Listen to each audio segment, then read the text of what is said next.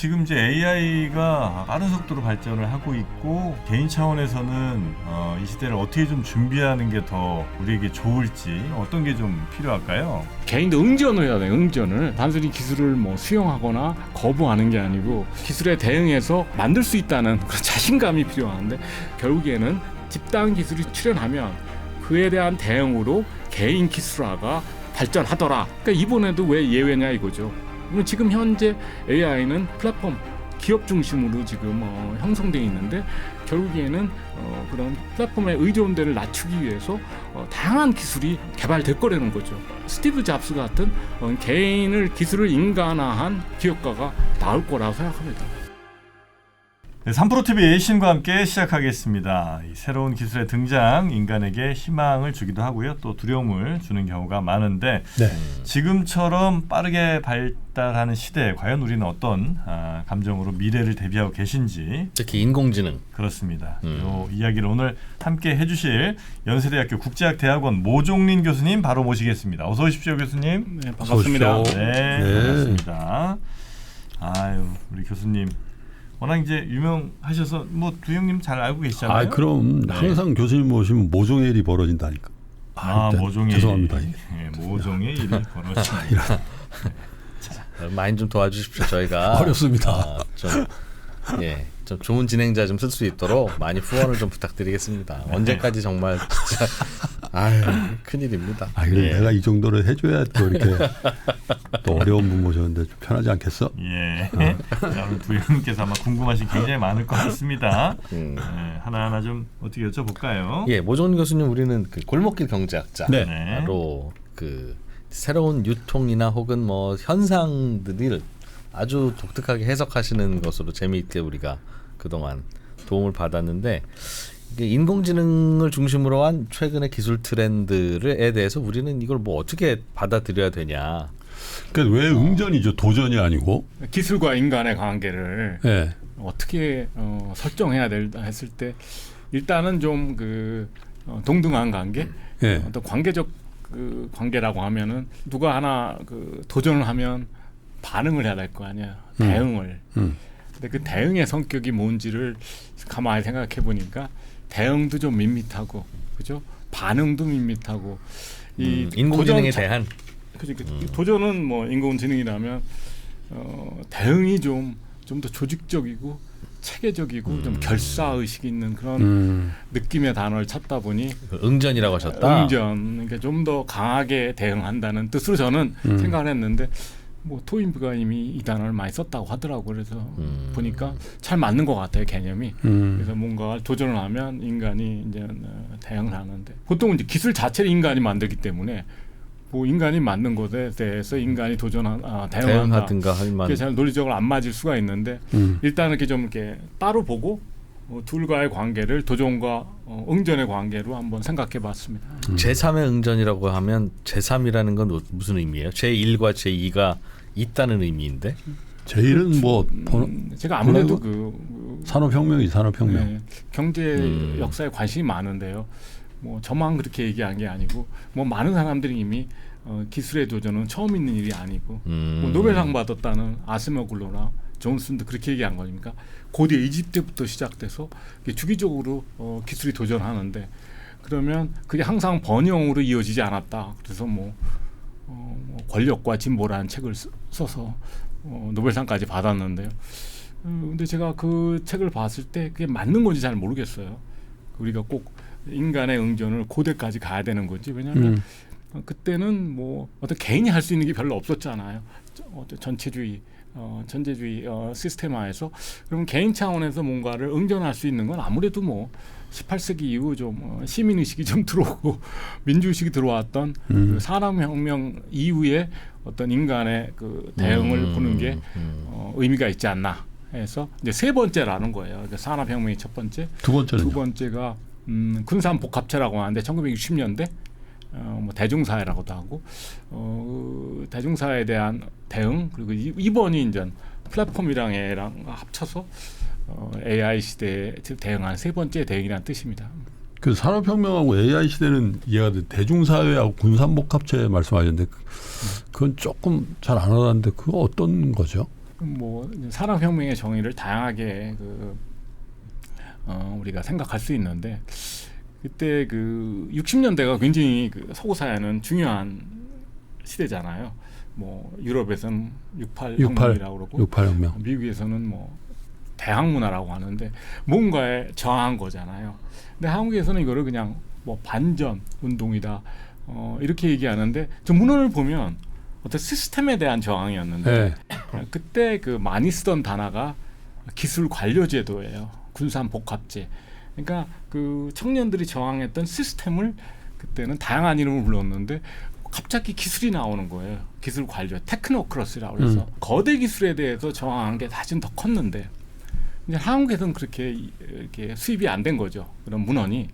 그래서 대학 문화가 저항한 것이 뭐냐 했을 때는 군산복합제, 대중사회 그리고 기술 관료제, 테크노크러스. 그래서 그때 처음으로 제가 깜짝 놀랐어요. 어떻게 한국에서는 주로 이제 기술 수능적인 사회잖아요. 우리나라는 기술 변화는 당연히 우리가 수용해야 된다고 생각했는데 축복으로 생각하죠. 네, 보통. 저는 자본에 저항한다는 얘기 많이 들었는데 더 근본적인 그 원인이 기술이 있다고 생각하는 사람들이 굉장히 많았어요 당시에. 그래서 기술에 대한 저항이구나 이렇게 제가 알게 됐습니다. 근데 그런 저항들은 있을 수는 있는데 산업혁명 때도 뭐 러다이트라고 해서 기계를 부숴버립시다라든가 뭐 그런 거 있었고 뭐 인공지능 시대에도 당연히 거기에 대한 두려움이 있었고 뭐 원자력 발전에 대해서도 당연히 있기는 있는데 그런 저항하는 것들이 뭐 의미가 있든가 혹은 힘을 발휘하든가 그 저항이 계기가 돼서 인류의 진보의 방향이 좀 더 합리적으로 간다든가 하는 경우들도 꽤 있었어요.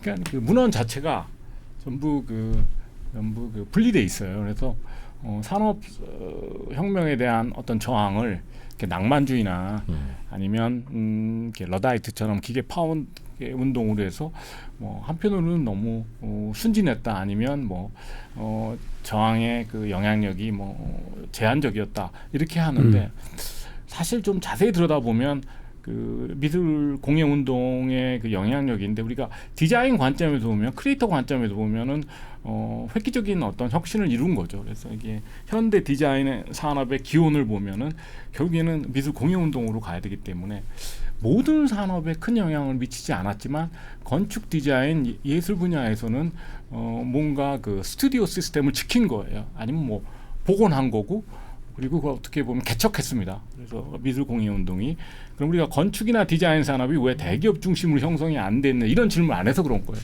너무나 당연하다고 생각하지만 이제 바우하우스로 넘어오면 전 세계적인 운동이 된 거 아니에요? 공예 그 운동. 부분을 자세히 좀 설명해 주시면 좋을 것 같은데 미술 공예 운동에 대해서 산업혁명에 일단 그 저항하는 여러 그 줄기들 중에 그 중에 하나인 미술 공예 운동이 현재까지 이어지는 그 얘기를 디자인 운동이라고 이제 표현하면 현대 디자인 건축이 오면서 다양한 분야에 영향을 미치는데 지금 현대 크리에이터 경제에도 사실 그 기원을 보면 윌리엄 모리스가 생각했던 그렇죠 장인 공동체에서 나온 거라고 보는 게 맞습니다. 그러니까 우리가 연결을 안 시켜서 그렇지 이게 크게 영향을 미쳤는데 이걸 우리가 지금 한번 같이 보는 게 어떤가 해서 제가 그 작업을 한 겁니다. 그래서 60년대 그 저항 운동, 그러니까 대항 운동이라고 하는데 카운터 컬처라고 하는데 이 운동이 기술에 영향을 미친 거는 문헌이 굉장히 많아요. 이게 실리콘밸리의 그 역사를 봤을 때 히피 운동이 어떻게 영향을 미쳤는지는 이미 다 기록이 되어 있는데 미술 공예 운동의 영향도 많이 기록이 되어 있는데 이걸 하나로 이렇게 연결시키려는 노력은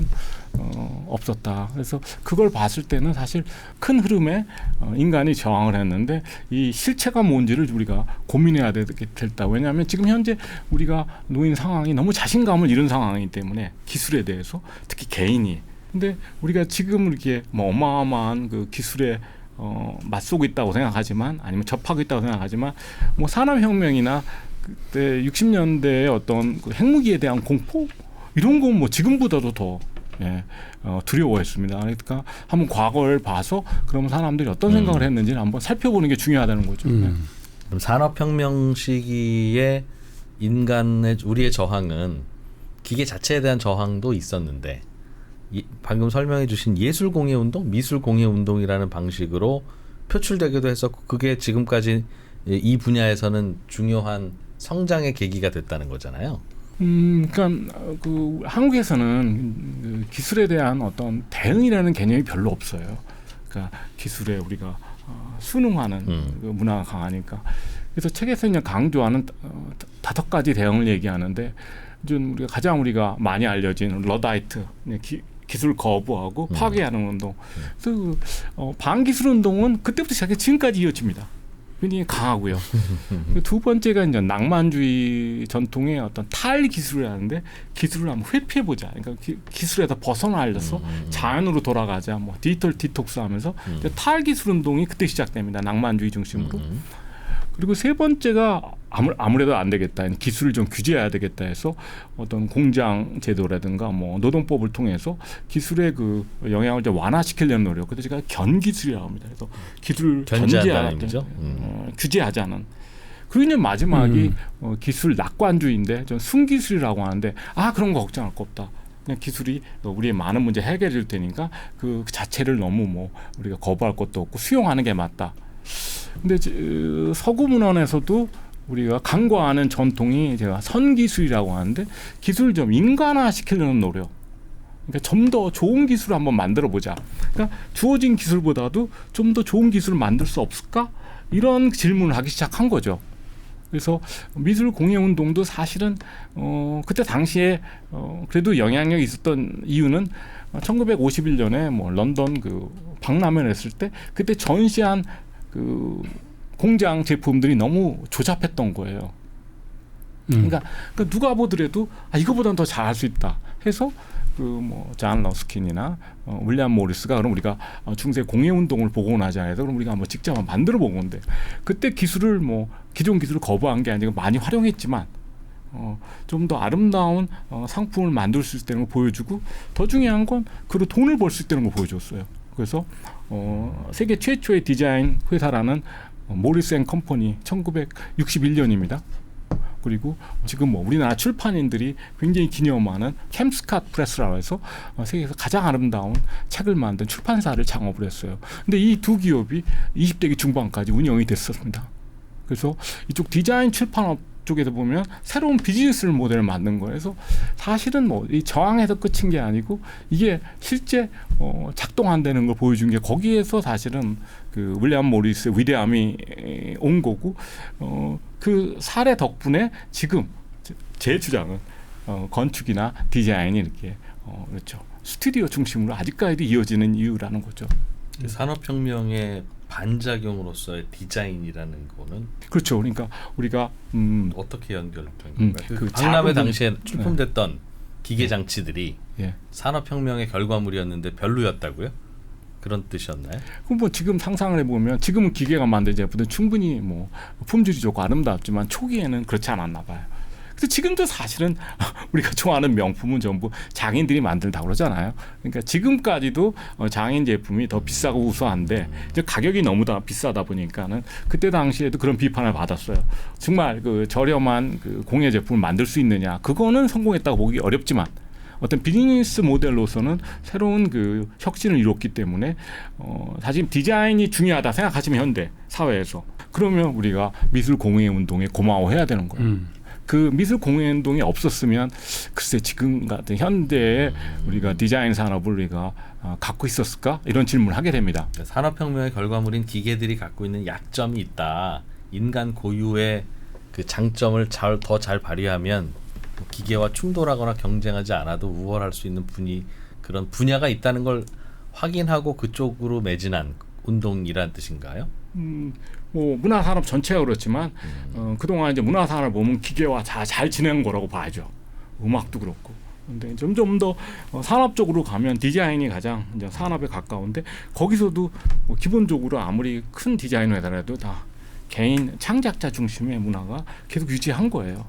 그러면 그런 점을 우리가 고려했을 때, 그럼 우리가 미래를 봤을 때 아무리 그 집단적인 기술이라지만 개인의 역할은 충분히 우리가 찾을 수 있다는 그런 어떤 자신감을 얻을 수 있다는 그런 기계가 못하는 분야를 잘 찾았다. 예, 그렇죠. 그러니까 우리가 자꾸 추상적으로만 인간이 할 수 있는 일이 뭘까 자꾸 그렇게 질문하는데 사실 과거에 같은 고민을 하고 나름 좋은 솔루션을 찾았다는 거죠.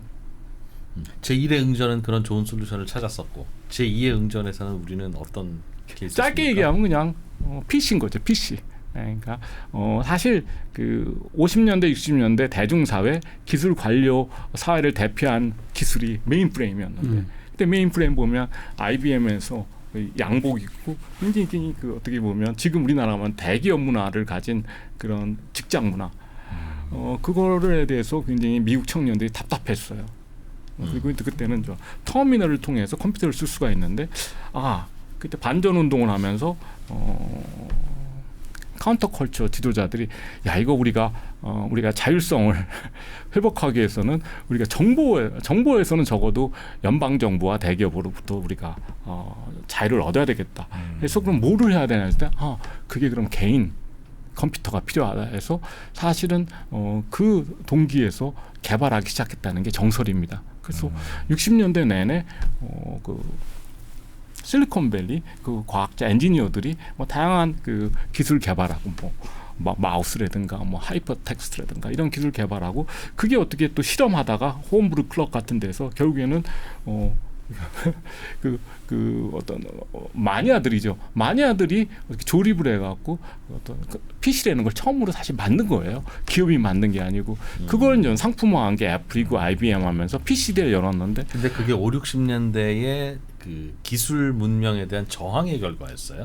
PC를 그렇죠. 만드는 거대 기술에 대한 어떤 개인 기술의 응전인 거죠. 그러니까 그 패턴은 비슷합니다. 그러니까 어떤 공장화에 대항해서 뭐 스튜디오 생산이 나왔고 메인프레임에 대항해서 PC가 나오고 또 그런 어떻게 보면 거대 기술에 저항해서 그 과정에서 파생된 개인 기술이 어떻게 보면 장기적인 추세인 거죠. 그래서 우리가 개인 기술이라는 개념을 좀 생각해 보면 좀 쉽지는 않았지만 그냥 계속 개인 기술 방향으로 가고 있다고 봅니다. 장기적인 패턴은. AI는 훨씬 더 그걸 촉진하겠네요. 그러니까 그거를 논리를 그러면 익스텐드하면 AI도 이제 지금은 플랫폼 기술이라고 봐야 되는 거 아니에요. 우리가 지금 뭐 AI 모델이 어떻게 보면 그저 클라우드 안에 있는 그 플랫폼 회사의 안에서 지금 우리가 들어가서 활용을 하는데 옛날 우리가 터미널 쓰듯이 근데 그게 시간이 가면 갈수록 아무래도 개인 기기로 넘어오고 우리가 데이터 소유권이나 우리가 보통 얘기하는 그런 그 개인 소유 AI로 갈 수밖에 없다고 보고 온디바이스 AI라는 게 그런. 예. 뭐 기술이 발전하게 되면 아무래도 이제 장비 문제인데 지금은 뭐 GPU가 비싸서 그렇지만 우리가 제가 AI 전문가가 아니기 때문에 이렇게 자신 있게 말씀드리기는 어렵지만 지금도 조금씩 우리가 챗 GPT나 뭐 클라우드나 제미나이에서 우리가 프로젝트라고 해갖고 우리 파일을 올리면서 그 파일 중심으로 우리가 AI를 쓰거든요. 그러니까 이미 지금 우리가 지금 쓰는 AI 모델에서도 지금 개인화를 하고 있는 거예요. 그러면 제 입장에서 보면 제가 그동안 쓴 글이 한 2,000개가 뭐 1,000개라고 하면 2,000개를 이 컴퓨터에 넣어주면 데이터로 그럼 그거 작동하는 방법만 간단하게 프로그램하면 제가 개인 AI를 가질 수 있는데 지금도 가능하대요. 사람들이 얘기하는데 그러면 좀 비용이 들어서 그렇지. 그래서 저 같은 사람한테는 어떤 개인 AI라는 게 이렇게 먼 미래가 아닌 것 같아요. 이미 피부를 느끼는.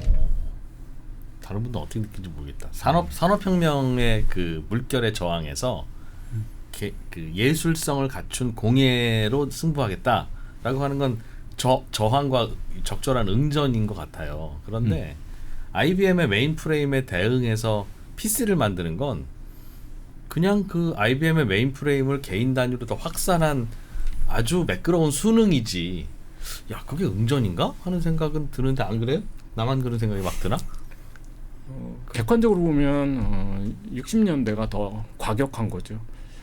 어떤 그 어쨌든 메인프레임 산업이 없어졌으니까 거의 없어졌다고 보시면 돼요.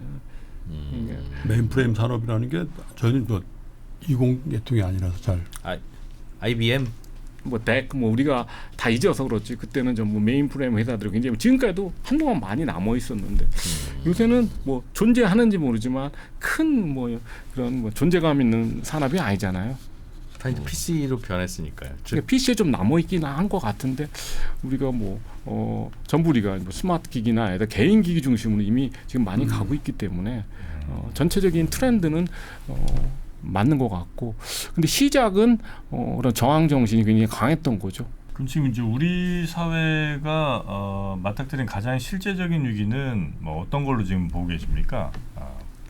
근데 이것도 인공지능 시대에서는 네. 제가 뭐 집필 동기가 네. 아무래도 저는 저기에 그 뭐 사회과학을 하는 사람의 입장이니까 우리나라는 그 오늘 같은 이런 자리도 사실 AI 전문가를 모셔야 된다는 이런 인식이 강하더라고요. 그러니까 근데 이 기술의 그 영향력을 봤을 때 우리가 뭐 기술 민주화에서 일반 시민도 참여한다는 그런 이야기는 많이 하는데 실질적으로 기술의 미래를 기술 엘리트한테 맡기는 게 맞는 건지 우리가 본질적인 질문을 해야 되는 거 아닙니까? 그죠?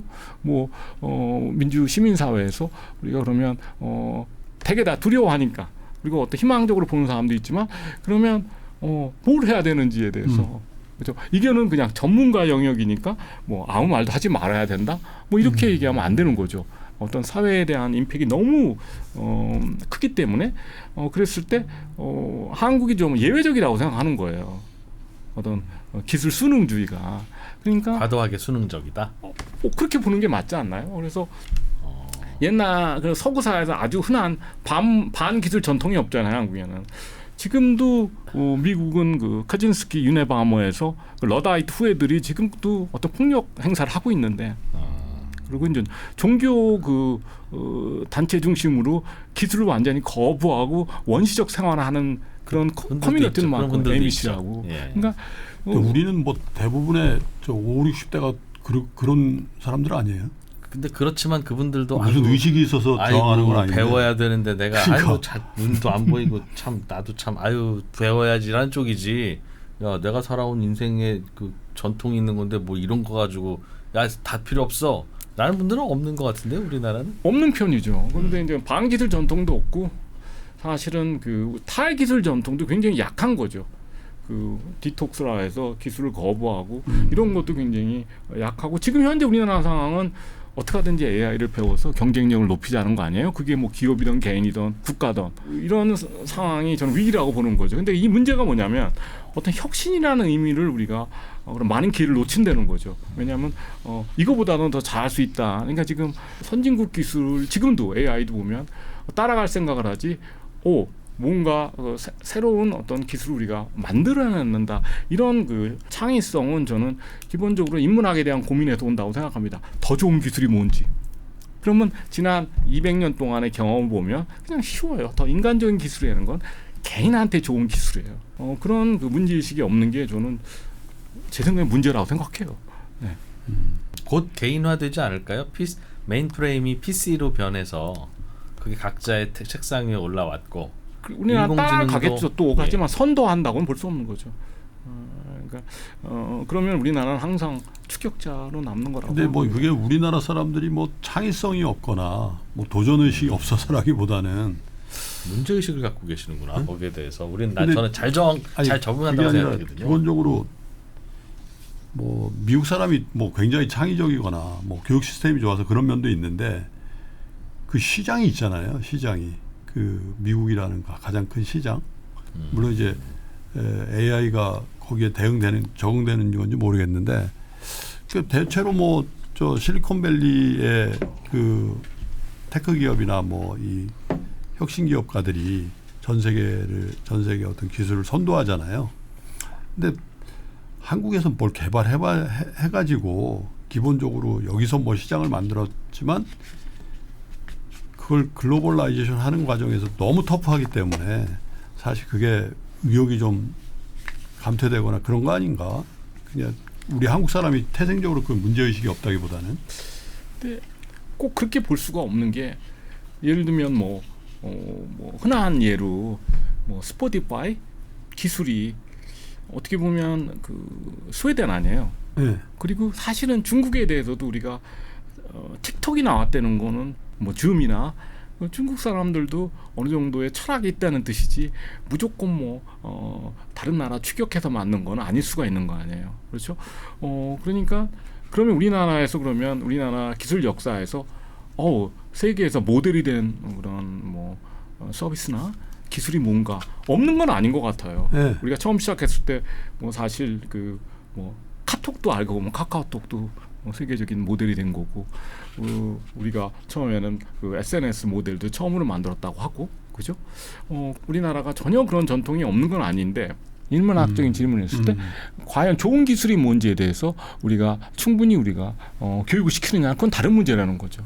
어떤 개인의 창의성을 강화한다든가 아니면 공동체의 어떤 그 활력을 높인다든가 그게 좋은 기술이라고는 잘 얘기 안 하고 지금도 우리가 국가 주권 때문에 지금 서브렌 A 이런 얘기하지 개인 주권 얘기는 다른 나라보다 굉장히 낮은 편입니다. 그런 현실 상황에 대해서 어떤 사회과학이나 인문학 한 사람들이 좀 목소리를 내야 된다는 거죠. 또. 반대로 인공지능이 개인에게 좀 나쁜 부분은 어떤 거라고 보세요? 이거는 아마 한국의 인문학자 아니라 외국의 다른 인문학자들도 문제의식이 있다면 비슷하게 느낄 것 같은데 인문학자들 사이에서는 혹시 인공지능에 대해서 과거의 산업혁명의 기술이 뭐 러다이트라든가 다른 쪽으로 번졌듯 인공지능에 대해서는 왜 이런 고민을 없냐라고 하는 게 그 어떤 게 있습니까? 일단 반기술 전통이 없잖아요. 우리나라는 기술 자체를 포기해야 된다는 상당한 영향력을 행사합니다. 기술이 없어서 그런 거 아니에요? 근대화의 과정이 너무 짧고 기술 후진국이었으니까 거기에 뭐 기술에 대한 반대를 할 만큼의 기술로 인한 인간 파괴라든지 기술로 인한 뭐 사회 붕괴라든지 그게 그냥 산업화 단계에서 노동 착취라든지 이런 정도가 있는 거지. 그게 뭐 선진국만큼 그렇게 인문학적인 뭘 할 만한 기술적인 토대가 없어서 그런 거 아닌가요? 닭이 먼저냐 달걀이 문제냐 하면 되는데 그럼 인문학적인 고민이 있어야 원천 기술이 나온다는 게 제 입장인 거고요. 다른 사람들이 우리의 어떤 뭐 문화를 활용하던 우리만의 뭔가를 만들려고 하는 그런 첩보 의지가 있어야 되는 거 아니에요. 그러면 뭐 그 다른 사람들이 못 만드는 게 원천 기술이라고 하면 그게 나올 수 있는 건데 뭐 이런 고민 자체가 안 하니까 그러니까 말씀하셨듯이 반 기술 전통이 없는 거는 위협되는 기술을 한 번도 만들어 본 적이 없어서 뭐 그렇게 해석할 수 있는 거죠. 그래서 우리가 기술 인문학을 얘기할 때 대개 지금 뭐 언어학이나 어떤 뭐 철학 차원에서 우리가 뭐 추론, 논리 이런 식으로 지금 AI 논쟁이랑 연결시키려고 하는데 그거보다 더 근본적인 문제 어떤 인간 중심의 기술이 뭔지 이런 논의는 한국에 없습니다. 거의 제가 알기로는. 근데 이거 해야 되는가라는 그런 문제 제기가 꽤 있죠. 그 미국이라든지 유럽에는 AI가 초래할 반지성이랄까 반인간 이런 결과물에 대한 우리도 뭐 그런 문제 제기를 가끔 해외발 뉴스로 다루긴 하는데 우리 자체적 우리 공동체에는 그런 심각한 논의는 없죠. 실제 지금도. 사실 그렇죠. 그래서 ESG 관점이라고 제가 표현하는데 그래서 뭐 우리나라는 어떤 반기업 정서도 강하고 하니까 기업이 뭘 하면 안 된다는 의식은 강해요. 그래서 뭐 규제도 해야 되고 안전도 높여야 된다 이런 그 거버넌스도 강화해야 되고 이런 얘기를 하는데 개인 아까 말씀드렸지만 개인한테 공동체한테 도움이 되는 기술인지 뭔지는 충분히 고민 안 하다 보니까 대개 보면 그런 해결책도 그냥 기본 소득으로 끝나는 거죠. 그러니까 이거 뭐 어떻게 보면 포기하고 그냥 소득을 모아서 좀 피해자들 약자들한테 우리가 배포하는 이런 식으로 이제 복지 차원에서 해결하려고 하지 개인이 정말 그 주체적으로 기술을 써서 자기가 자율적으로 뭔가 의미 있는 일을 할 수 있는 그런 환경이라든가 그런 비즈니스에 대한 고민은 안 하는 편이죠. 근데 우리 개인들이 워낙 우리나라 강하니까 크리에이터 강하니까 알아서 뭐 열심히 하고 있는 건 맞아요. 대응을 합니다. 하는데 사회 전체의 어떤 그런 철학적 기반이 그들을 지원하는 철학적 기반이 굉장히 약한 거죠. 제가 크리에이터 소사이티라는 그런 책을 쓴 이유도 우리가 개인 중심 사회의 미래가 어떻게 지금 가고 있는지에 대해서 설명하려고 노력한 건데 이건 이제 역사적 맥락에서 결국에는 크리에이터 관점에서 기술이 어떻게 가는지 해석한 그런 책이라고 이해하시면 됩니다. 한국 자체는 아예 그런 시도가 없는 건지에 대한 그 근본적인 원인은 교수님 어디서 찾으시는가요? 저도 고민인데 일단 뭐 우리 경제 발전 과정이 일단 우리가 기술로 성공했다는 그런 자부심이 너무 강해서 그래서 성공 신화일 수가 있고요. 전 더 큰 이유는 우리나라 종교의 성격입니다. 종교. 왜냐하면 사실 서구 사회의 반기술 세력은 기독교인데 한국 기독교는 사실은 뭐 이렇게 기술에 대해서 큰 문제 의식이 없어요. 그러니까 뭐 예를 들면 진화론도 안 가르치잖아요. 미국 기독교에서는 성경에 반한다고 그래서. 근데 우리나라 기독교는 그런 그 기독교 신앙에 대해서 원리주의자라고 하나? 그런 거의 없잖아요. 지금 뭐 미국은 난리가 났잖아요. 기독교. 네, 한국도 지금 뭐 창조과학회 이런 네. 거 해서 근데 우리나라 기독교 진화론 굉장히 부정하는 사람들이 있거든요. 예.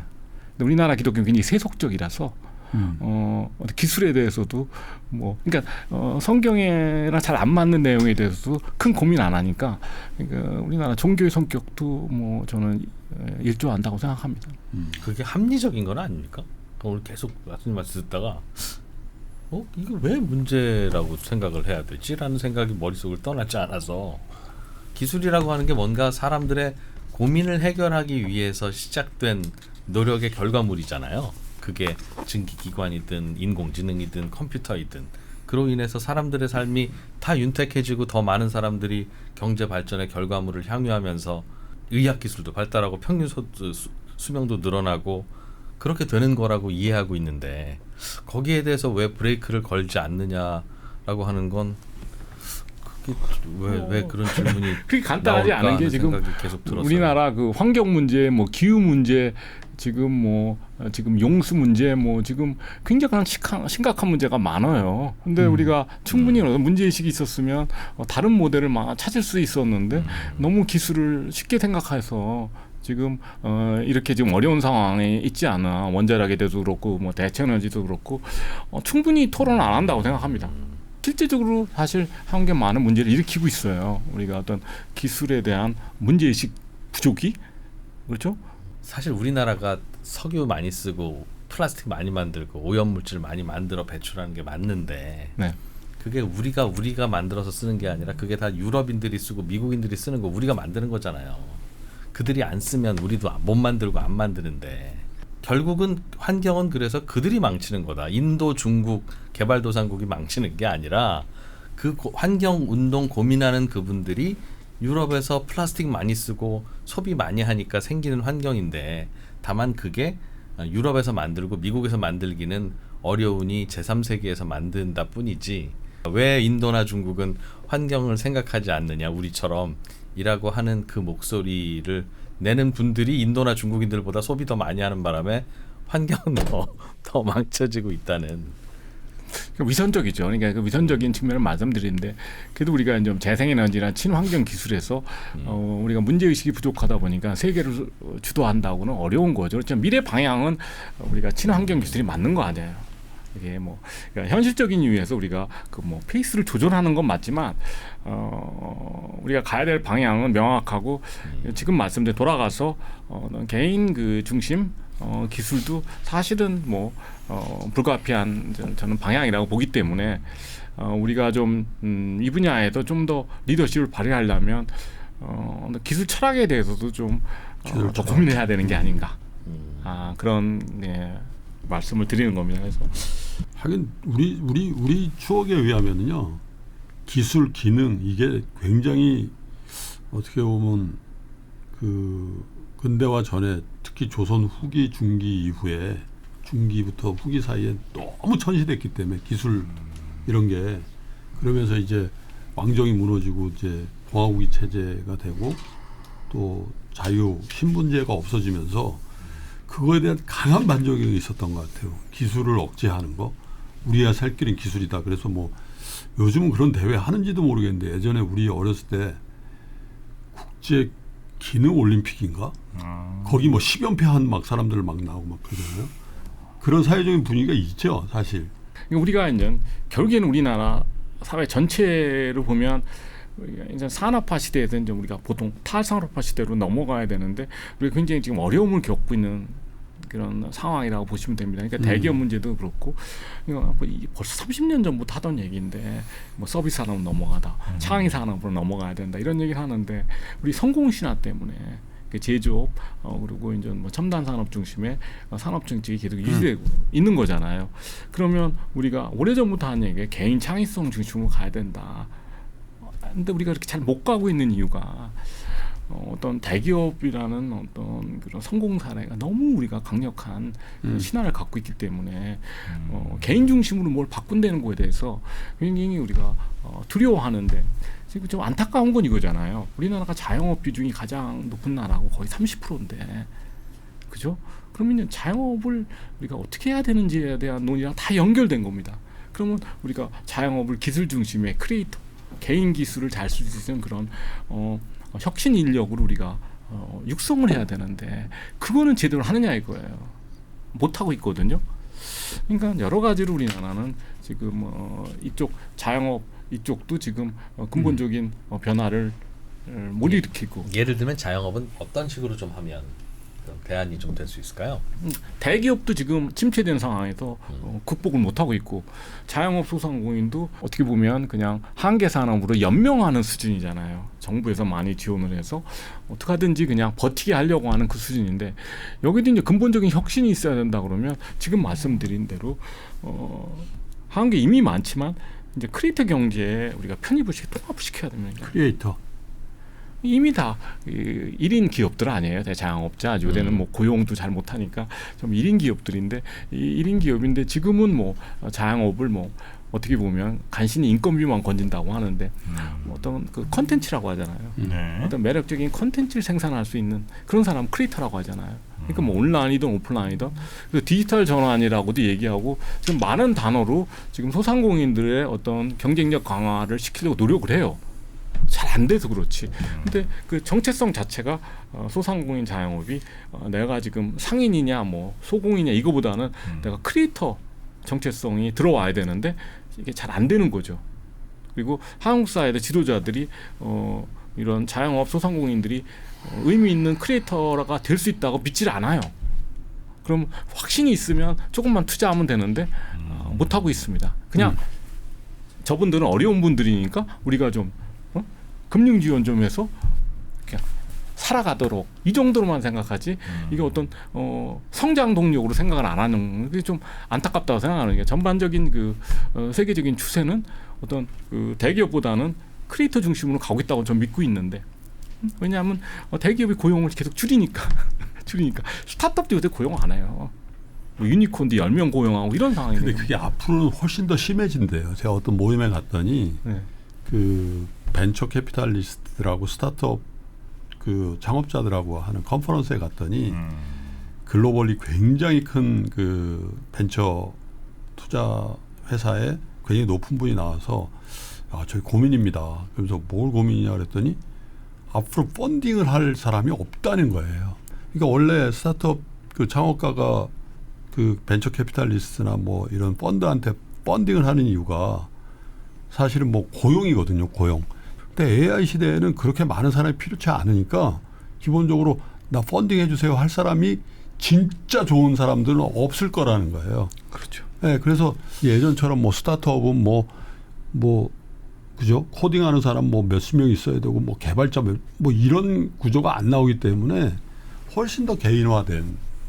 네, 그래서 벤처 캐피탈리스트도 굉장히 위기가 오고 있다라는 그런 발제를 들은 적이 있는데 굉장히 와닿더라고요. 그게 훨씬 더 산업화, 이 AI가 촉진되면서 훨씬 더 개인화될 거다 이런 생각이 좀 들더라고요. 그 작년에 제가 그 책 썼을 때만 해도 그런 얘기 많이 안 했는데, 요새는 뭐 어디 가나 그 크리에이터 얘기를 많이 합니다. 특히 뭐 패션이나 뭐 뷰티나 화장 이런 쪽에 가면 결국에는 일단 크리에이터가 되는 게 우선인 거죠. 일단 크리에이터가 된 다음에 그 다음에 인플루언서가 되면 뭐 기업은 자연히 따라오는 거니까 브랜드가 되고 뭐 할 수 있는 게 너무 많아지잖아요.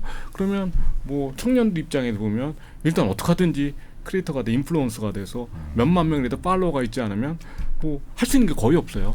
지금 아시다시피 책도 안 찍어줍니다. 그러니까 자기가 팔로워가 없으면. 그리고 여기서도 뭐 고용해 보시면 제가 한번 이런 강연을 했는데 언론사 분이 듣더니 그러시더라고요. 맞대요. 그러면 요새는 기자를 따로 안 뽑는답니다. 그래서 옛날에는 뭐 촬영 기사 그리고 기자, PD 다 다른 직종이었는데 엔지니어까지 지금은 한 사람이 다 해야 된대요. 그러니까 뭐 크리에이터 기술이 없는 사람이 어떻게 3%에 도움이 되겠어요. 그게 현실인 건데 제가 이제 학생들을 가리키면서 제가 이런저런 대화를 하는데 아직도 자기가 크리에이터는 그냥 취미 그냥 뭐 이렇게만 생각을 하지 그렇게 절실한 기술이라고 생각 안 합니다. 대기업 취업하면 되는다고 생각을 하지. 근데 대기업에 가더라도 크리에이터가 기술이 없으면 대접을 못 받는 지금 상황에 이미 그렇게 가 있는데, 근데 국가적으로 그러면 우리가 자꾸 법인 창업을 장려하고 법인 그러니까 자꾸 법인을 창업하고 스타트업을 하라고 그러지 크리에이터 생태계라는 개념 자체가 없어요. 그러니까 크리에이터를 어떻게 우리가 교육을 시켜서 크리에이터로 자리를 잡으려면 우리 플랫폼이랑 많이 협업을 해야 될 거예요. 정부가 뭐 네이버 플랫폼이든 인스타그램에서. 그러면 우리의 더 많은 젊은이들이 이런 플랫폼에서 성공할 수 있는 방법이 뭘지 해서 고민을 해야 되는데, 지금 그쪽에 몇백만 명이 활동한다고 저는 믿는데 지금도 유튜브나 네이버 플랫폼을 다 합치면 통계도 없어요. 몇 명이 우리가 크리에이터 활동을 하는지도 모르는데 네이버 통계를 보면 상당수란 말이죠. 기본적으로 우리는 어떤 개인을 위한 기술에 대한 인식이 약한 거죠. 대개 기업 경쟁력, 산업 경쟁력 중심으로 지금 토론하는 상황입니다. 그 안에 개인을 넣어서 생각하는 거죠. 고용도 결국에는 우리 데이터 센터가 대표적인 거예요. 데이터 센터를 우리가 설립했을 때 고용을 몇 명을 하는지를 질문을 안 하고, 그리고 기업 측에도 보면 뭐 많은 기업이 와서 합하면 뭐 몇천 명이라고 하는데 그게 현실적인 기대인지는 우리가 굉장히 의심스러운 거죠. 아이러니한 건 개인이 어떤 크리에이티비티를 발휘해서 크리에이터가 되고 나서면 그 크리에이터로서 뭔가 활동을 영역을 넓히고 영향력을 키우고 하다 보면 또 그게 기업이 되거든요.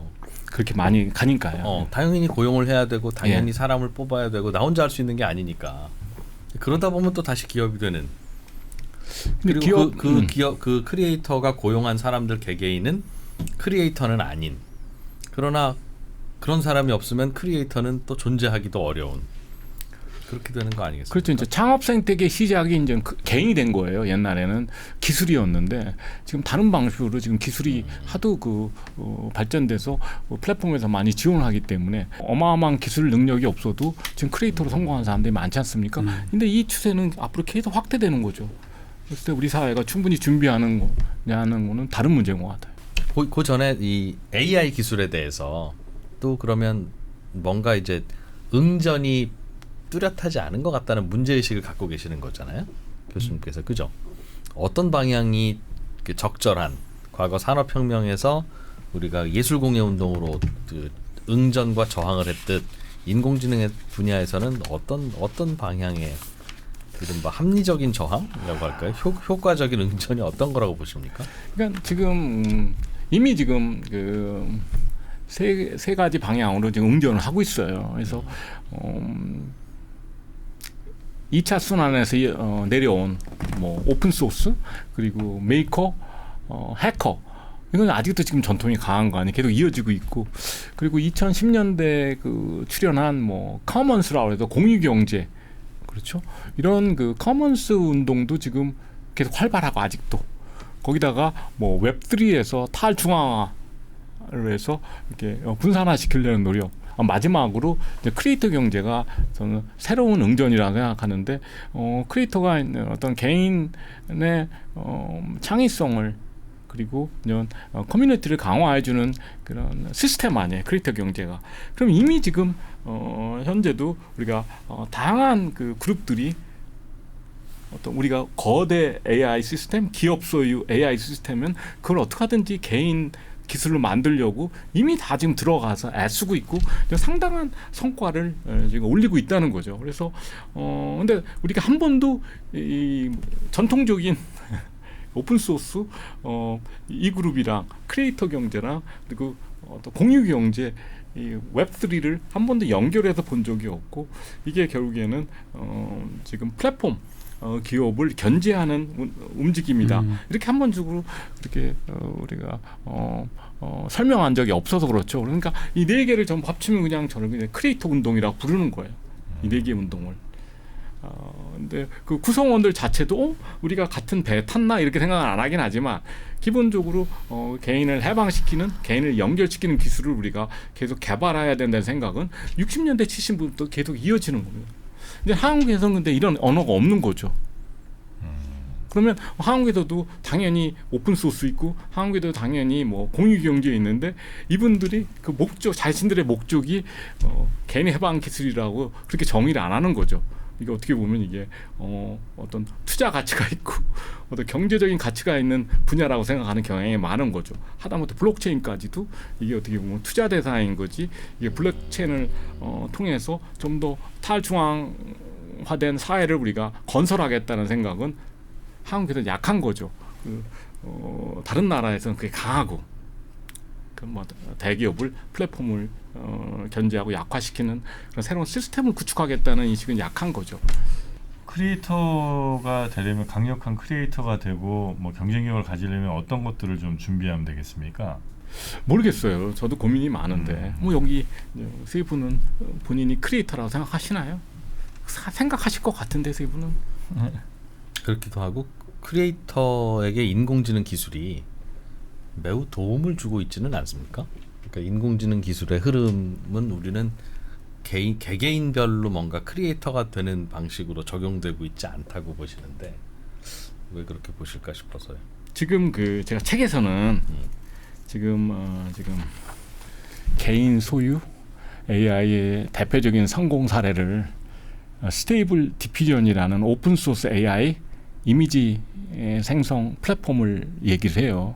이미 지금 상용화돼서 많은 사람들이 사용을 합니다. 그래서 오픈 소스이기 때문에 그 사람들이 프로그램을 다운받아 자기네 컴퓨터에서 플랫폼이랑 관계없이 독립적으로 실행을 할 수가 있습니다. 인공지능이에요? 인공지능인데, 그러니까 뭐 챗GPT나 이런 거보다 규모가 굉장히 작죠. 이미지만. 텍스트는 아니고 그리고 이제 오픈 소스다 보니까 개인 소유라든가 데이터 주권이 확실하고 그리고 이제 오픈 소스라서 커스터마이징해서 개인 창작과 업무에 맞게 우리가 커스터마이징 할 수 있다. 그래서 지금 뭐 개인 기술의 4대 조건이라고 제가 얘기하는데 개인 소유권, 클라우드 독립성, 데이터 주권, 개인 자유로는 상당 수준 만족하고 있어요. 근데 마지막으로 지금 어려운 게 대중적 접근성이라고 하는데 이게 일반 사용자 쉽게 설치하고 사용하려면 일단 장비가 비싸고 둘째 어느 정도 코딩이나 이런 능력이 있어야 될 거 아니에요. 기술 능력이. 그래서 다섯 번째가 좀 미흡하지만 전반적인 방향은 그렇게 잡혀서 최근 뉴스를 보면 우리가 제미나이의 나노 바나나도 지금 결국에는 개인 온 디바이스 모델로 지금 가고 있다는 거예요. 이미 그렇게 설계가 돼 있대요. 우리가 인공지능이 다양한 분야가 있잖아요. 텍스트도 있고 이미지 있고 동영사도 있고 그래서 분야별로 지금 진전이 좀 다르긴 한데 장기적으로는 우리가 개인 소유 AI로 가야 된다는 거는 그건 다 저는 수용하는 방향이라고 생각합니다. 예. 결국에 기술 문제이기 때문에. 근데 단지 한국에서는 오픈 소스에 대한 문제의식도 굉장히 약하니까 자꾸 우리가 뭐 우리 경쟁자를 뭐 챗GPT나 구글로 보지 지금 오픈 소스로 그 많은 혁신을 이루는 기업들은 우리가 잘 알지도 못하잖아요. 뭐 일상 대화가 아니니까. 그래서 정부도 오픈 소스를 많이 지원하겠다고 말은 합니다. 말을 하는데 여기서 좀 우리가 기술을 집단 기술과 개인 기술로만 구분할 수 있어도 지금보다는 좀 더 활발하지 않을까 이렇게 생각하는 거죠. 근데 한 번도 구분을 안 하니까요. 근데 양면성이 있는 건 맞는데, 그렇죠? 뭐 개인 기술이 집단 기술수가 있고 뭐 그럴 수 있지만 좀 약간 그 개념적으로 좀 분리시키기 시작하면 그동안 그 제3회 응전, 그러니까 3번에 걸친 그 응전 과정에서 그동안 우리가 어떤 성과나 개발한 기술의 본질을 이해할 수 있다는 거죠. 그래서 개인 기술 중심으로 기술이 발전해 왔다고 보는 게 맞다는 거죠. 장기적으로는. 지금 인공지능 기술도 조금 더 흘러가면 이제 온 디바이스로 들어가기 시작하고 하드웨어가 받쳐주기만 하면 그렇죠. 결국에 기술 문제인 거죠. 개인화 될 것 같은데요. 쉽진 않다고는 하지만 되겠죠. 사람만 다르고 지금 기업형이 이미 많이 나오잖아요. 그러면 결국에는 엔터프라이즈 뭐 AI도 그러면 기업 데이터를 전부 우리가 학습시키는 거 아니에요? 뭐 저도 아까 말씀드렸지만 저도 한 제 글 1000개만 학습시켜주면 제가 뭐 그거로 충분히 제가 새로운 걸 많이 쓸 수 있거든요. 그러니까 뭐 비용 문제라고 생각합니다. 지금 그 전체적인 방향은 그렇게 잡혀 있다고 생각을 하고요. 자, 그럼 교수님 보실 때 지금 이제 AI가 굉장히 빠른 속도로 발전을 하고 있고 어떻게 갈지도 잘 모르겠는데 이 개인 차원에서는 이 시대를 어떻게 좀 준비하는 게 더 우리에게 좋을지, 우리에게 이익이 될지, 혹은 더 강하게 이 시대를 좀 버텨나갈 수 있을지 말씀을 좀 해주신다면 어떤 게 좀 필요할까요? 또 책의 제목에 좀 많이 제가 네. 암시를 하는데 우리 개인도 응전을 해야 돼요. 응전을 그러니까 단순히 기술을 뭐 수용하거나 거부하는 게 아니고 내가 기술에 대응해서 뭔가 만들 수 있다는 그런 자신감이 필요한데 무슨 인문학이 사실 역할이 그런 거 아니겠습니까? 제가 뭐 기술적으로 기여할 수 있는 부분은 없고 어떤 역사를 봤을 때 이런 좋은 사례가 많으니까 우리가 좀 자신감을 갖자는 거죠. 응전할 수 있다. 네. 사회가 응전하는 것보다는 개인이 응전할 수 있다. 그래서 뭐 윌리엄 모리스나 뭐 예를 들면 제가 스튜어트 브랜드 얘기도 많이 하는데 책에서 이런 분들이 뭐 과학기술자가 아니에요. 근데 결과적으로 보면 큰 기여를 한 겁니다. 기술 발전에 기술자로서 그런 사례는 뭐 세계에 너무너무 많고 우리가 뭐 기후 변화도 그럼 누가 가장 지금 유명한 사람이냐 그러면 그레타 툰베르예요. 무슨 기후 그런 과학자가 아닙니다. 인플루언서예요. 그렇죠. 그렇죠. 그러니까 우리가 좀 이런 기술에 대해서 좀 자신감을 가지려면 좀 다른 관점에서 이걸 좀 보고 사회과학도 기여할 수 있다. 사실 이 책은 기본적으로 사회과학 책입니다. 그러니까 어떤 기술과 어떤 사회의 관계를 패턴을 보고 그 패턴을 설명하려는 책 아니에요. 그래서 거기서 어떤 미래에 대한 함의를 유치하려고 제가 노력하는 거지. 제가 뭐 기술 쪽에서 뭐 새로운 뭐 인사이트를 드릴 수 있는 그런 위치에 있지도 않고 주장도 안 하고 그러면 과거의 패턴을 보니 결국에는 집단 기술이 출현하면 그에 대한 대응으로 개인 기술화가 발전하더라. 그러니까 이번에도 왜 예외냐 이거죠. 그럼 지금 현재 AI는 그러면 플랫폼 기업 중심으로 지금 형성되어 있는데 결국에는 그런 플랫폼의 의존도를 낮추기 위해서 다양한 기술이 개발될 거라는 거죠. 또 그것도 이제 결국에는 한 기업가의 역할인 거고 스티브 잡스 같은 개인을 기술을 인간화한 제 표현으로 따르면 기업가가 나올 거라고 생각합니다. 그렇게 이제 개인화된 뭐 그런 상황들에 좀 더 잘 대비할 수 있는 하나하나가 다 크리에이터가 좀 돼서 미래를 좀 대비하지 않을까 그런 생각이 좀 드네요. 자, 3프로TV 신과 함께 오늘은 인간이 어떻게 우리 기술들을 또 발전시켜 왔는지 또 거기에 인간들은 어떻게 응전해 왔는지 이런 것들을 연세대 모종린 교수님과 함께 공부를 함께 좀 해봤고요. 근데 확실히 기술에 이렇게 발전하고 있는 상황, 우리가 이제 막을 수 없는 이미 시작된 미래이기 때문에 우린 여기서 어떻게든 크리에이터가 좀 돼서 개인 차원에서도 다 같이 좀 연대를 해갖고 어떻게 좀 살아남을 수 있는 방법들. 개인 아니지 뭘 연대야, 개인이라니까. 아니 개인의 연대를 또 워낙 중요하게 생각하시니까. 연세대학교에 계시지. 연대. 계시니까요. 그렇게 우리 잘 대응을 좀 하도록 하겠습니다. 자, 오늘 함께해 주신 모종린 교수님 대단히 감사하고요. 또 뵙겠습니다. 고맙습니다. 감사합니다.